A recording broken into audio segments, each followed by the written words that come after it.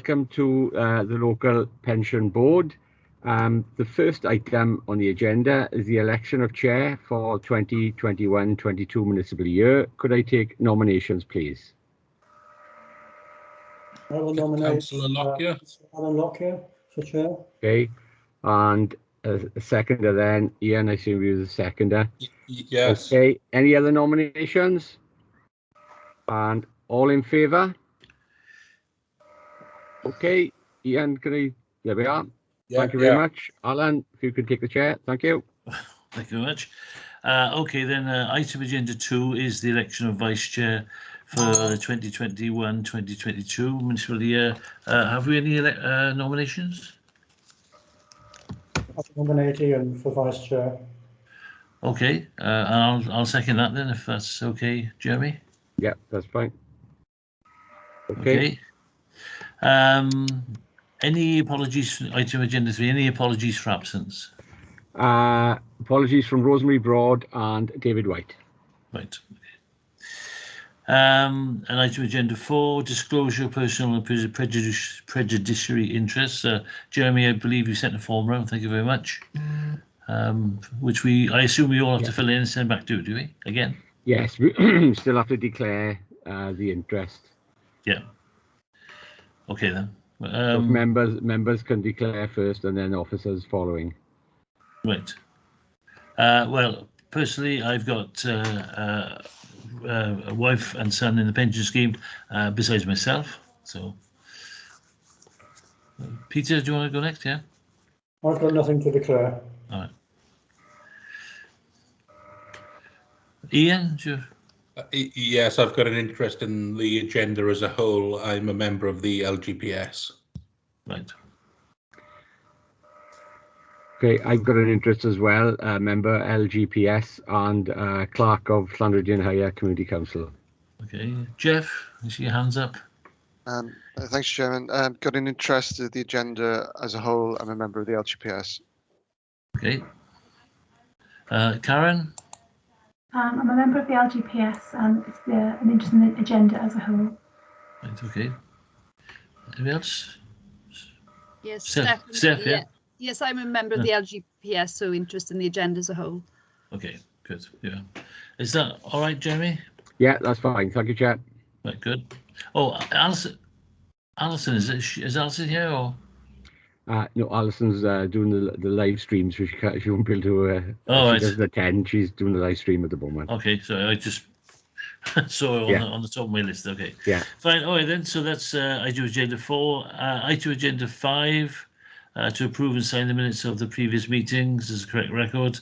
I'm assuming you've all read the minutes from the previous meeting. If there are nothing to change or we can approve them as a correct record, would somebody like to propose? Yes. Okay. Good. Was that right then, Jeremy? Yes. Yeah, that's fine. Thank you, Chair. Okay, right, going on to item agenda 6. This is reports of the section 151 officer. Breaches report for information only. Jeff, I assume that was you. Thanks, Chairman. Yes, it's the regular breaches report that the local pension board receive following receipt by the pension fund committee earlier this month, and it's the usual report identifying any breaches in accordance with the breaches required to be reported by the pensions regulator.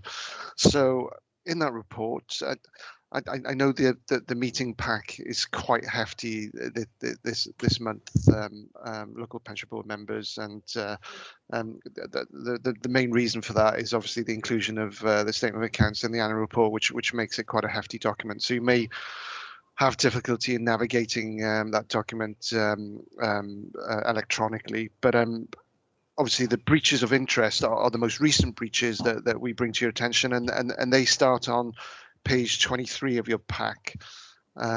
So if I could ask you to turn to that page, those are the most recent breaches, because obviously pension board didn't meet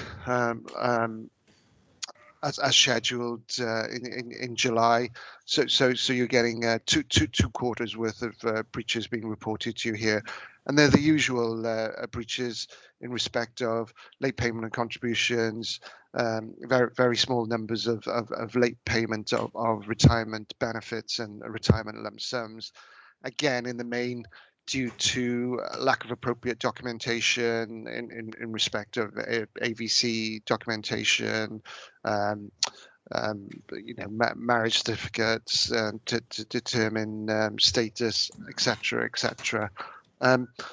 So the latest breaches being reported to you for your information are, as I say, start on page 23, and I'm happy to take any questions about those. But as you go through them, they're the usual boilerplate breaches that we report to you on a regular basis. Good, thanks, Jeff. Anyone got any comments for Jeff or queries on the breaches?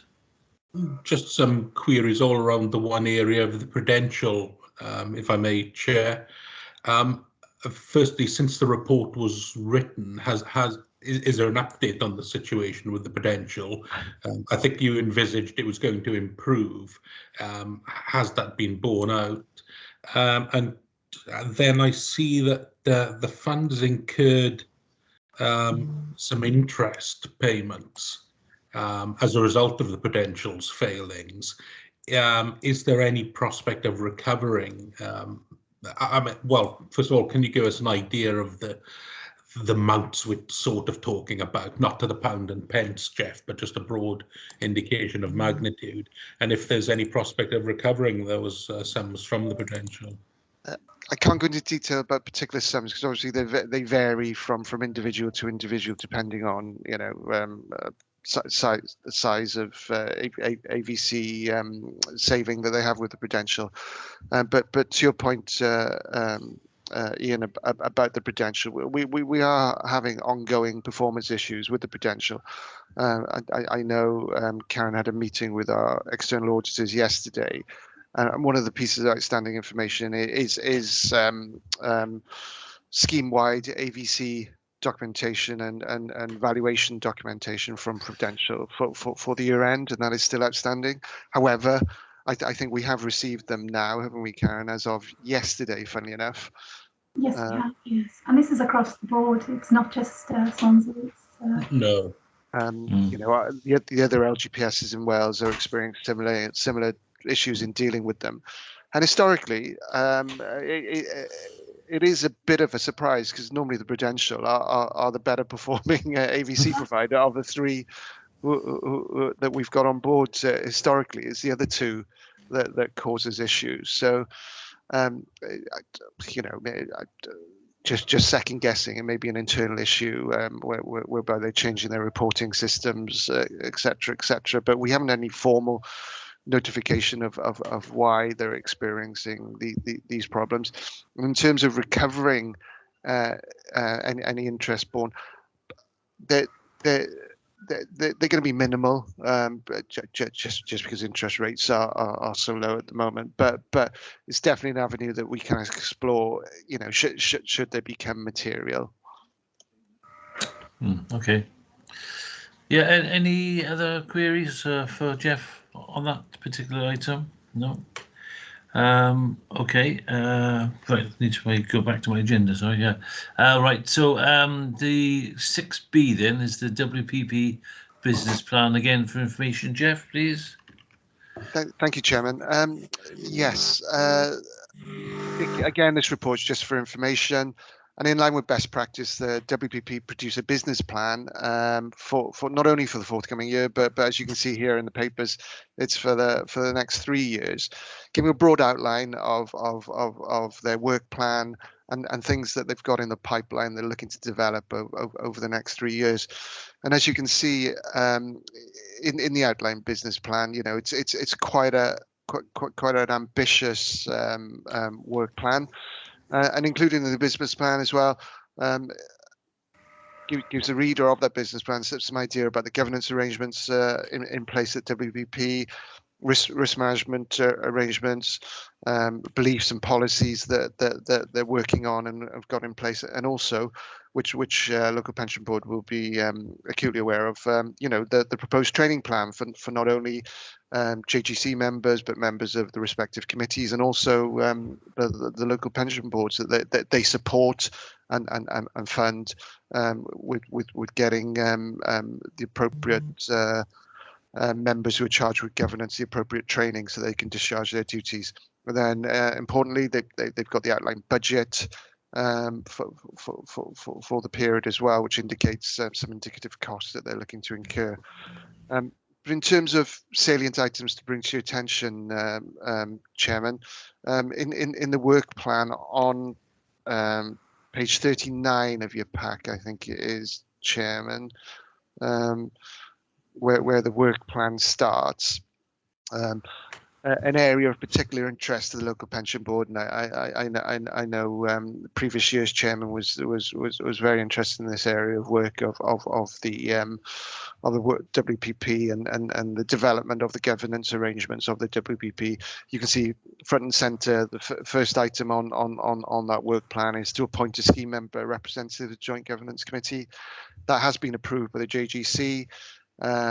It's now subject to legal due diligence and what we need to do to get it into place.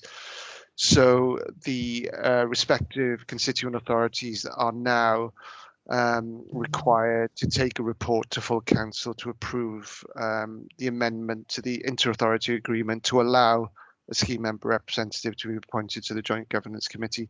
So that piece of work is in train as we speak. And the appointment process of the actual member is due to start very shortly with appropriate letters going out to local pension boards asking them for expressions of interest for that role. The policies there mentioned again on that work plan later on in the agenda in the WPP update. Included in the papers are the revised policies in respect of a number of those policies which are due to be worked on. So you'll have an opportunity to comment on those in detail later on in the agenda. Proposing to go through the business plan in detail. If members do have any specific questions, I'd be happy to try and answer them now, Chairman. Any questions from members? Or for once, it's quite straightforward, I think, Jeff. It doesn't take too much here to actually follow this through, and it's actually a bit more encouraging when it's as simplistic as it seems. There's a lot of work there, but as I said, it being laid out the way it is, it's easy to see where we are, where we're going. So provided we stick to those timelines, I think it's looking very good. Yeah.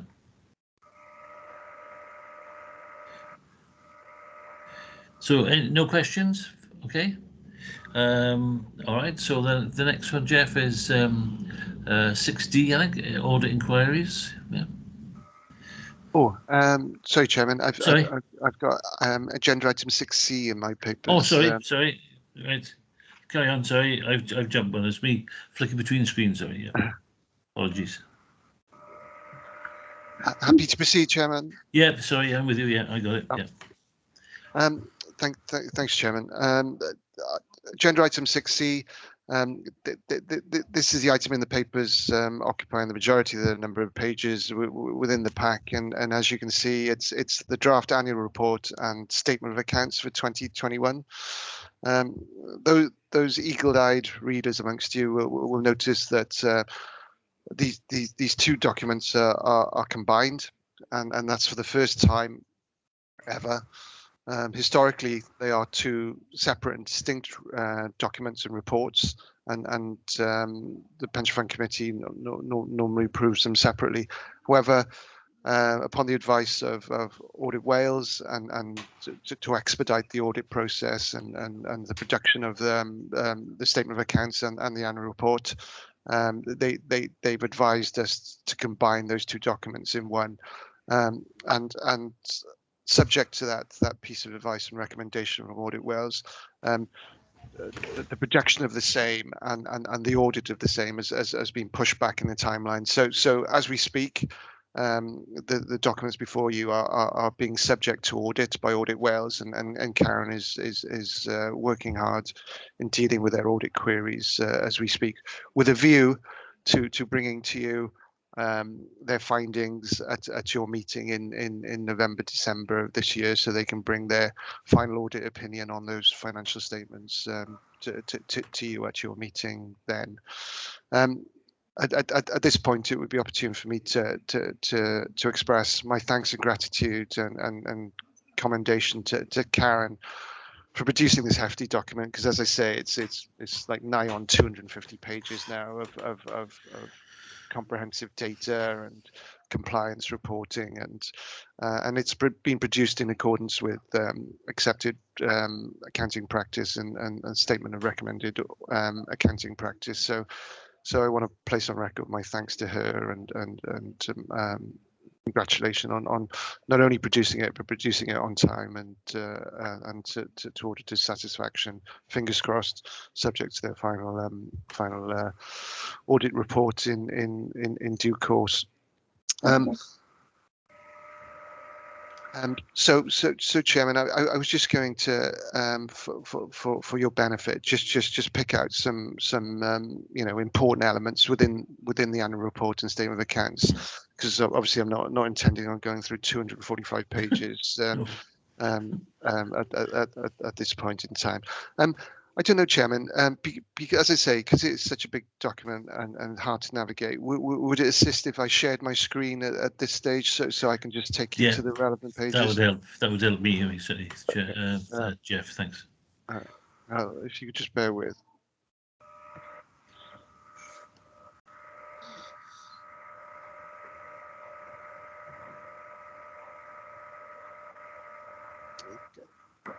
Can you see that, members? Yep. Yes. Excellent. So statement of accounts, as I say,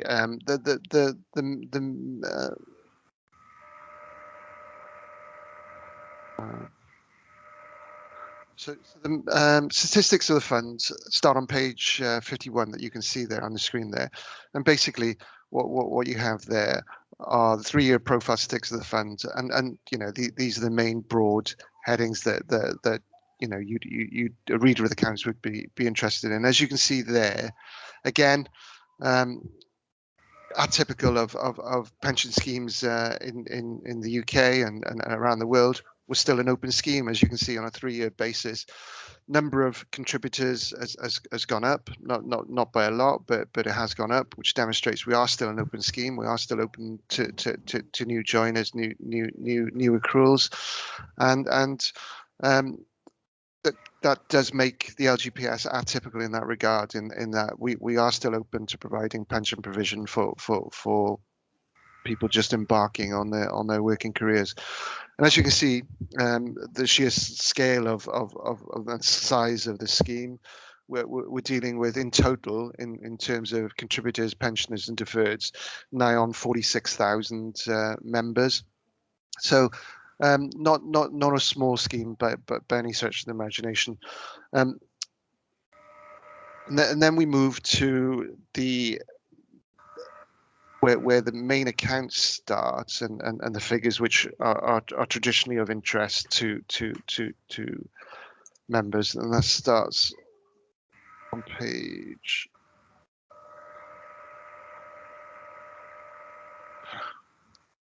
Oh.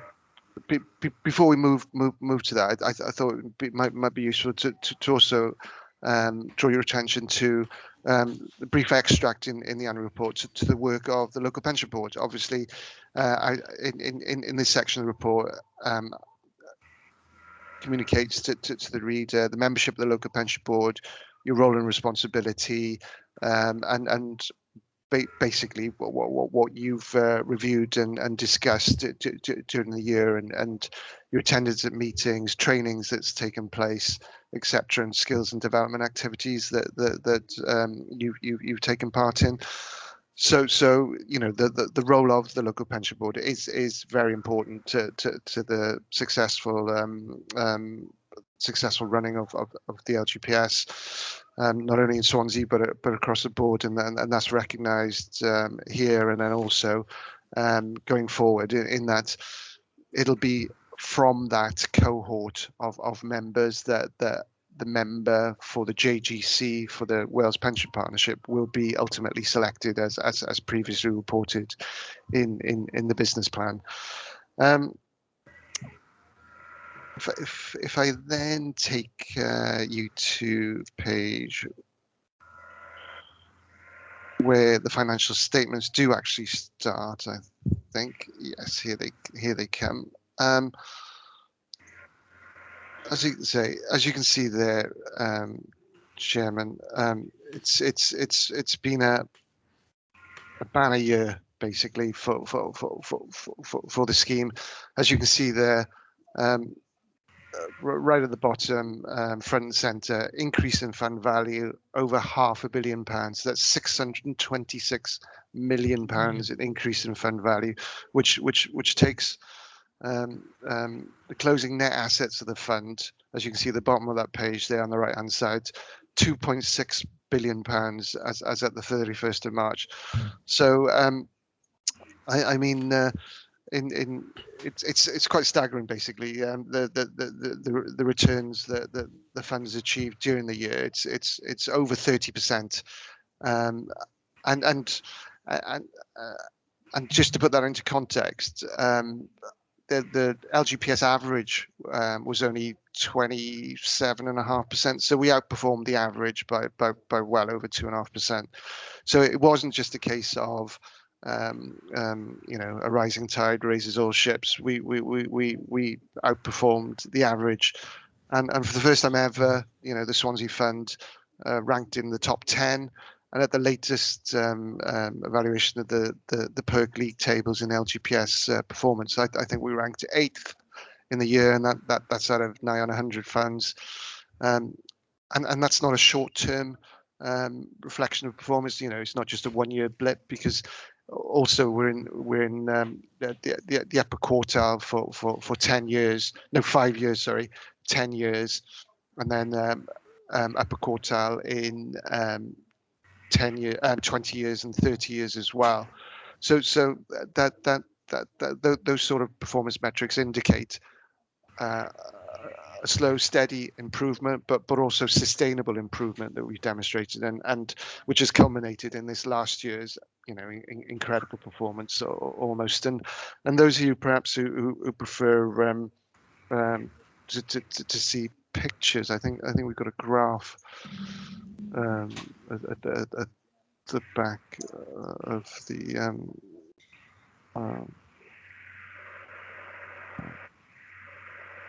sorry, what was it on 187?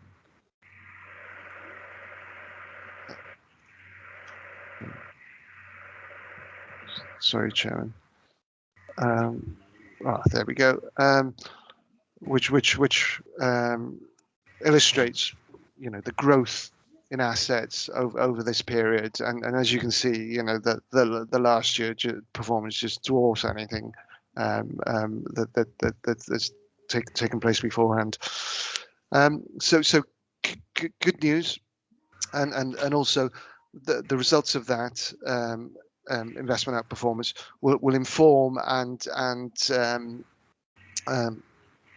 definitely influence investment strategy decisions, which are going to be reported later on in the agenda, and we'll come to that when we deal with that report in due course, because it would be wise to rest on our laurels and expect another banner year next year. So there's a degree of risk mitigation, reevaluating, reallocating some of those assets to to lock in some of those gains, which would be prudent ahead of triennial valuation year at 31st March 2022. Right. So if I take members back to some other areas which have traditionally been of interest to readers of the accounts historically, I know local pension board are always conscious of costs, investment management costs, and I've always been very cognizant, and I've always challenged the committee on the efficacy of WPP arrangements in bringing down costs, etc. And those management costs are reported here, as you can see, on these couple of pages here. And in absolute terms, yes, you know, it's a huge jump there. You can see in absolute terms the investment management costs. However, that's because of the massive jump in asset values, because of the percentage of assets under management. Assets have gone up in value, so that percentage of fees that we pay, the percentage remains the same, but the absolute quantity of them goes up in line with the asset values going up. And also some of the arrangements we have when there is investment outperformance, sometimes that triggers performance fees that we have to pay as well. So again, counterintuitively, paying more fees in this instance is a good thing because the asset values have gone up. However, board would be right in challenging whether the percentages that we pay are appropriate and are delivering value in line with the objectives of WPP. And I'm happy to say that those arrangements, WPP arrangements especially, are proving particularly successful in not only delivering outperformance, but at fees which are very, very competitive in the marketplace at this time.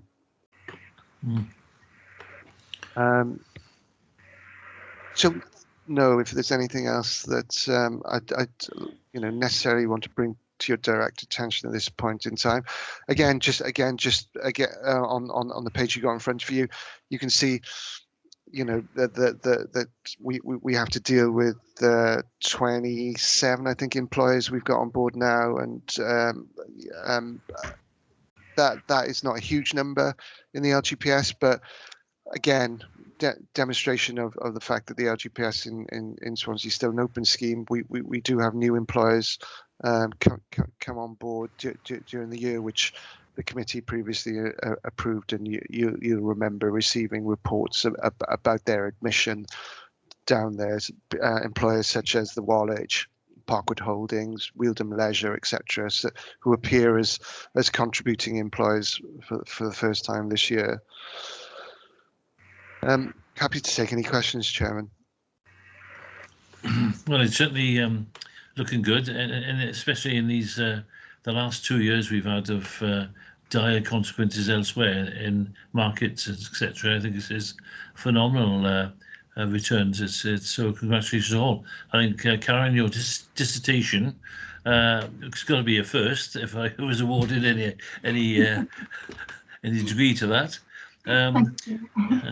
So just for my own sort of peace of mind. So when we're talking about these sums, this is the sum of the whole of Wales or just the Swansea? Just Swansea. Just Swansea.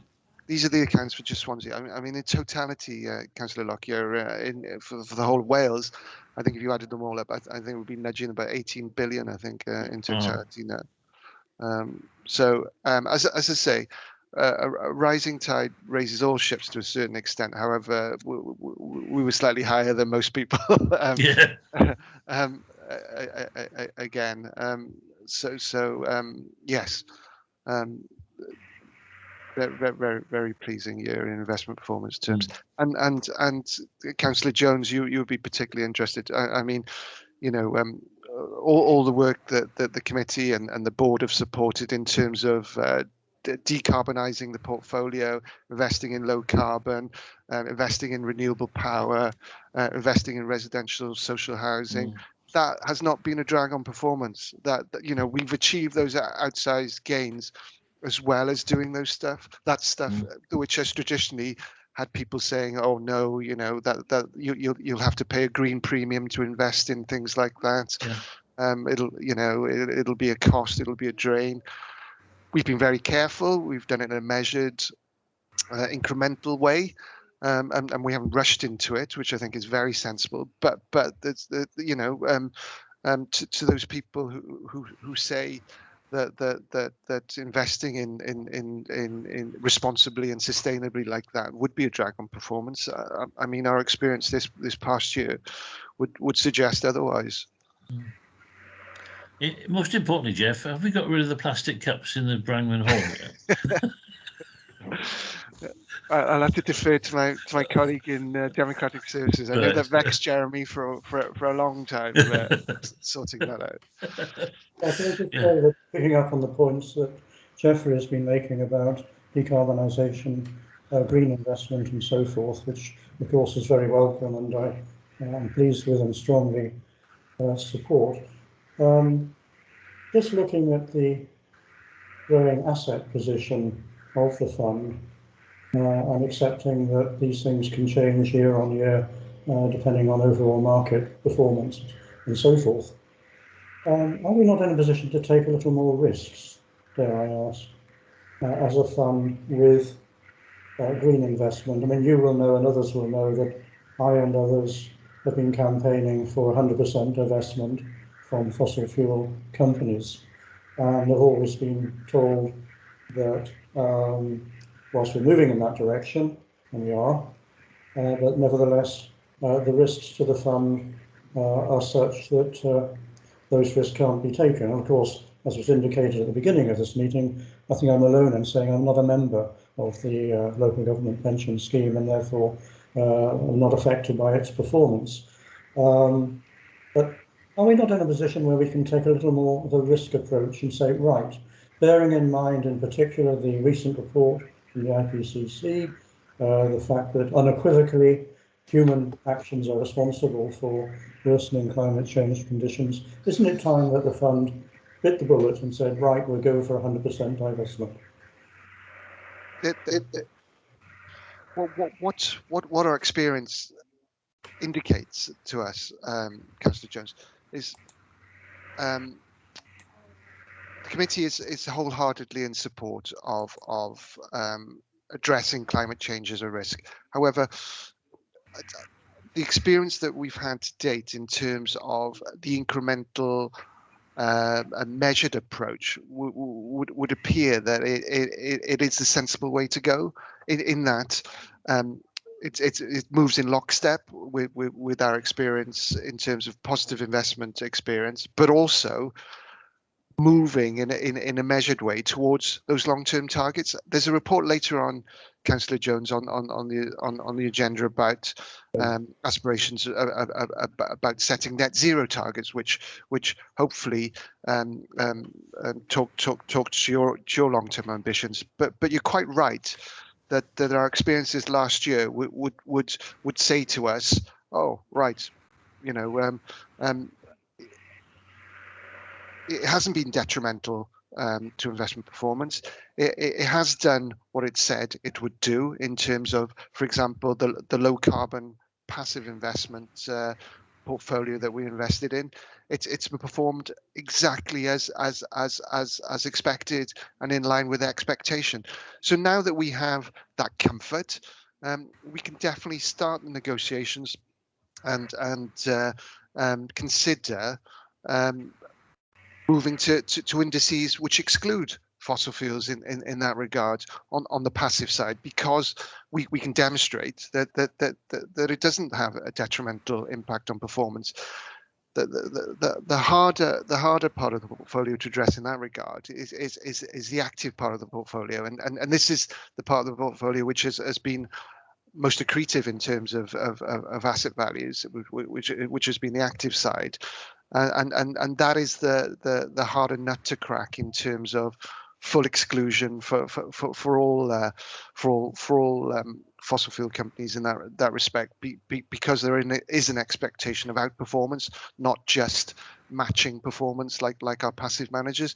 And also, Councillor Jones, I think it's recognised now that by most observers, even all climate change lobbyists, that we should be talking about carbon emissions as a whole, not just fossil fuel companies, because lots of companies which aren't under the umbrella of fossil fuels are equally guilty of greenhouse gas emissions.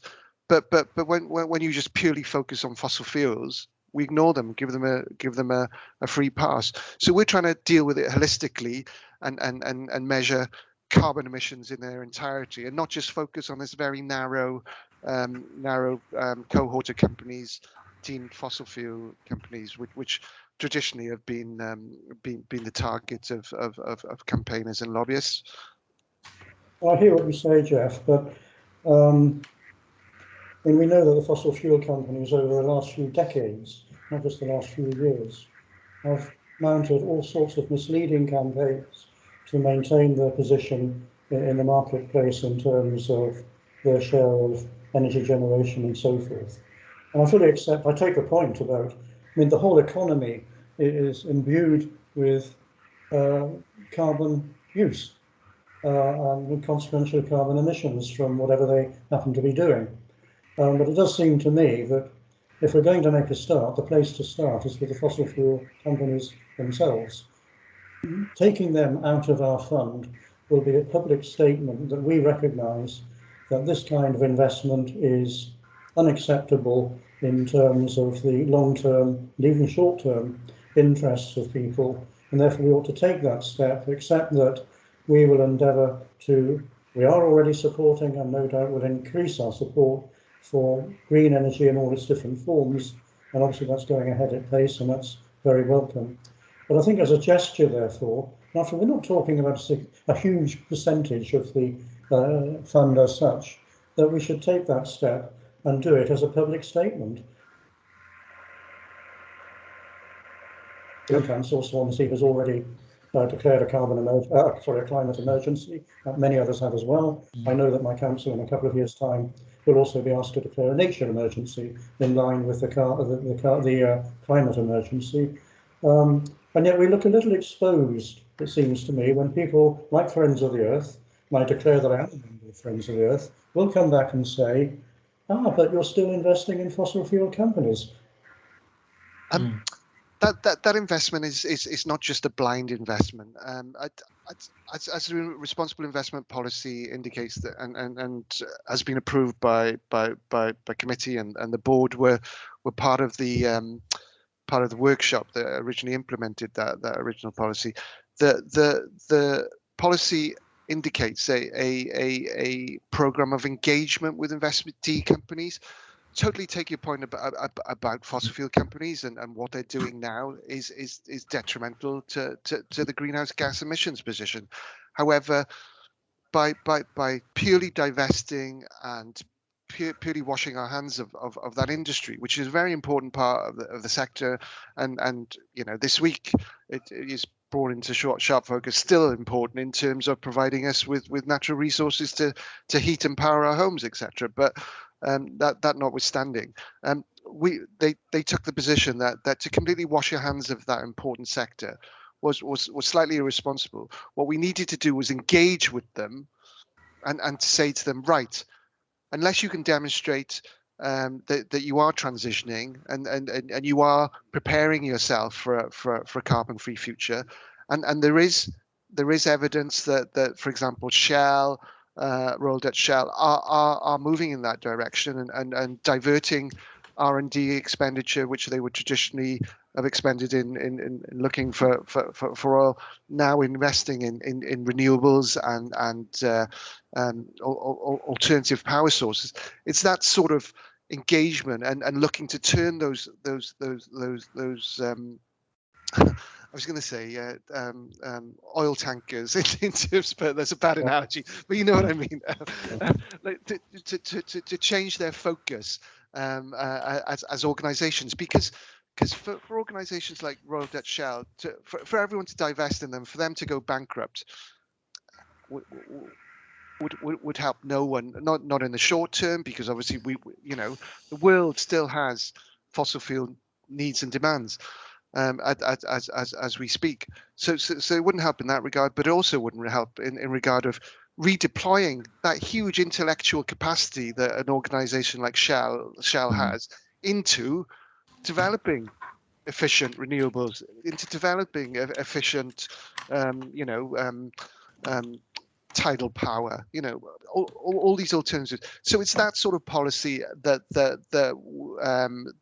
the committee have currently adopted, but obviously if the board so wishes and the committee so wishes, they can move to a divestment policy and just say, no, we wash our hands of you. You're bad. We don't want anything to do with you. You go away. That's what that sort of message sends by divesting. However, I think it was more inclusive approach the committee wanted to say, look, let's give them a chance to turn that oil tanker metaphorically to more renewable sources of income and transition over an appropriate period, because I think they are seeing the light now, Councillor Jones, and they do recognise the universal clock is ticking. Yes, I think we'll have to agree to disagree, Jeff, on this particular point. I just noted that Boris Johnson, speaking to the United Nations in New York, presumably yesterday, made the point, now is the time to act. Well, actually, the time to act was 20 years ago, not now. Boris Johnson has now suddenly woken up to the issue of climate change. People like me, I worked for RSPB, I've been campaigning on this for a long period of time, and to hear politicians now suddenly saying now is the time to act leaves me with a feeling of, oh, for heaven's sake. But anyway, sorry, that's just a digression. I hear what you say, Jeff, yeah. Councillor Jones, I know Karen sent you a hold the date for later this month for the workshop about exploring net zero options.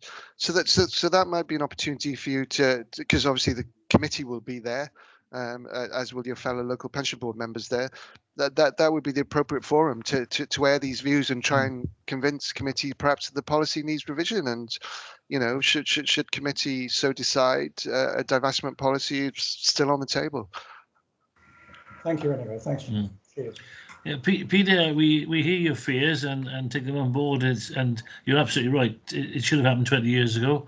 And I, for one, was not awake 20 years ago to the ongoing crisis. I think we're in a better place. Whether or not it's going to, it appears it's not going to be quick enough. So we do have to make some rash decisions. And perhaps it's something we can be looking at, as an ongoing process, as what the ramifications of putting out one or cutting our investments down. But as Jeff has said, the world is waking up, albeit too slowly. I mean, Volkswagen and all these companies that are reputed to have given you sort of X number of emissions, which were totally wrong, are being taken to task now, same as Mercedes.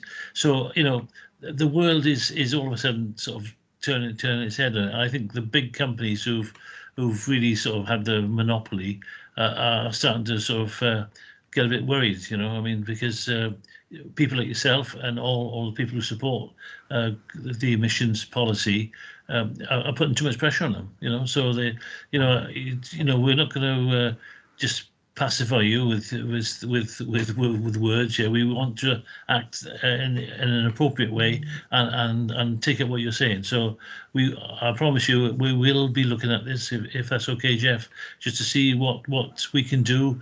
Of course, we've got the additional problem this year of, it looks like lots of, well, it started, isn't it, where companies are going bust in terms of heating and electrical things. We're going to have to be a little bit more careful as to where we're going with our investments, because of there's going to be a very big shift, I think, economically, if we're not careful. And so taking all that into account, but certainly support what you're saying, and wherever we can, we will instigate what you want. Yeah. Thank you, Chair. Yep. Chairman, just Yeah. to that end, in terms of the progress that the fund has made and the board and the committee have made, again in the net zero report, which the consultants will present later on in the agenda, incredibly pleasing metrics in terms of how you've reduced your carbon emissions in the portfolio. You set yourself a target of 50% reductions by 2022. At this point in time, in 2021, we're well ahead of that target. We're down to 42%. So, you are doing meaningful things in terms of addressing climate change risk in the portfolio. So perhaps it's not at the speed that Councillor Jones would like to see, but in terms of your peers in the local government pension scheme and your peers in UK and world pension space, I would suggest you're at the very forefront of actively looking to address climate risk in your portfolio in that way. It does seem quite a long time ago that Extinction Rebellion come and met us. Yeah. So yeah. So no, that's good to hear, and I'm glad we're at the figures are relating to that. Jeff, that's good. Okay. If there's no other, yeah, sorry, Ian. Just some questions. I think Jeff has answered most of them as he presented. But before I ask those, I think Councillor Jones is absolutely right to be raising these issues, and it's going to be good to have a day set aside to have that debate and thrash out both approaches to dealing with climate change, because nobody is saying that we don't deal with it. There's some nuance about how we deal with it. And it's going to be very useful, I think, to have a day set aside for that. It deserves far more than just a mention in a crowded agenda. Jeff and Karen, I wanted to say how pleasing the report, albeit currently in draft, is. And I think it's been very sensible to include the accounts in it, albeit at the expense of perhaps making it a bit more of an unwieldy document. Jeff, I wanted to ask you, what are the drivers in terms of assets in our outperformance vis-a-vis other funds who've got access to the similar similar investments, not least in the pools? Good, very, very good question, Ian. You're quite right. In Wales, we have to now funnel our investments via WPP, and as you quite rightly surmise, there is a lot of commonality within those investments in WPP. However, within the WPP structure, there is sort of like a menu of sub funds which investors can allocate to, and Swansea are typical. In that we are the only sub-fund who invests solely in global opportunities. The majority of the other investors invest across the equity platforms, whereas we solely invest in the Global Opportunities Fund. And also, in terms of our fixed income exposure, we've not taken on any duration risk, and we've tried to avoid the bond fund there, and we only invest in the absolute bond return fund and the multi-asset credit fund there. So in this environment, that has definitely helped us. And also, we do have a higher weighting to equities versus the benchmark than our peers, and we've tried to bring that down with the reallocation of assets into yielding assets, which has previously been reported on. That's in flight as we speak. However, there's a report later on in the agenda, Ian, which again recommends that we continue that and accelerate that take that risk off the table. Because as you say, that overweight equities has benefited us this last year or so. However, as envisaged by most commentators, there will be a correction sometime, and we want to be best placed for that. By that, and so we're going to look to reduce that equity allocation in due course. So those are the main drivers.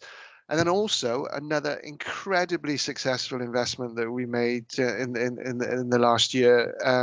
It's part of the yielding investments portfolio. Was our first foray into something known as investing into general partner stakes. We've always historically invested in private equity.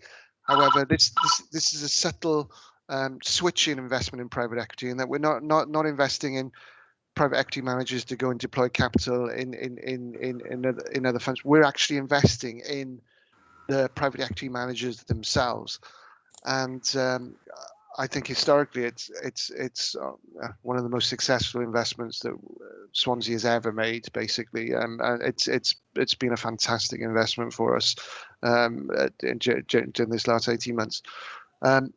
Again, and like a lot of our other peers, we've got quite a substantial alternatives allocation there as well, which has helped. But the main driver of that outperformance has been our overweight allocation to global equities.